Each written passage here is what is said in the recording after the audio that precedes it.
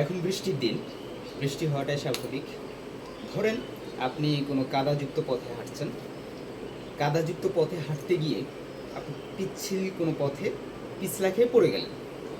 তখন আপনি কী করবেন? উঠে দাঁড়াবেন, আবার হাঁটতে শুরু করবেন। তো হাঁটতে হাঁটতে একটু সামনে যাওয়ার পর আবার আপনি পড়ে গেলেন। তখন কি আপনি মেজাজ গরম করবেন? ভাববেন যে ধ্যাৎ, একটু আগে পড়েছে আবার পড়ে গেলাম, এই বসে কি ওখানে পড়ে থাকবেন? না, আপনি আবার উঠে দাঁড়াবেন, আবার হাঁটতে শুরু করবেন। ঘটনা এমন হতে পারে যে আপনি আবার পড়ে গেলেন। তখন কি করবেন? আরও ভীষণ ভীষণ রাগে যে না, পড়ে গিয়েছে আর আমি উঠবই না, আমি এখানেই পড়ে থাকবো। এটা কি আদৌ করবেন? না, আপনি আবার উঠে দাঁড়াবেন এবং আপনার গন্তব্যে পৌঁছার জন্য আপনি চেষ্টা করবেন, তাই নয় কি? ঠিক একইভাবে আমাদের জীবনের পথ চলার পথে আমরা অনেক ভুল করি, ভুল সিদ্ধান্ত নিই, বিপদে পড়ি। একটা বিপদ কাটতে না কাটতে আমরা আরেকটা বিপদে পড়ে যাই। এভাবেই জীবন চলে।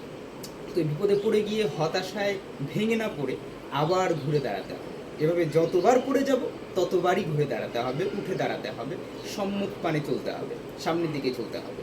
তো এইভাবে জীবন থেকে কি শিক্ষা নিয়ে আমাদেরকে পথ চলতে হবে এবং যত বিপদ বাধা বিপত্তি আসুক না কেন জীবনে, কখনো হতাশায় ভেঙে পড়া যাবে না।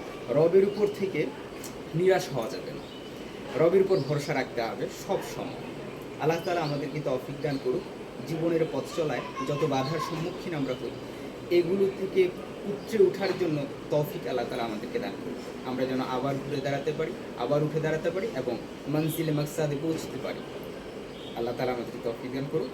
আসসালামু আলাইকুম ওয়া রাহমাতুল্লাহ।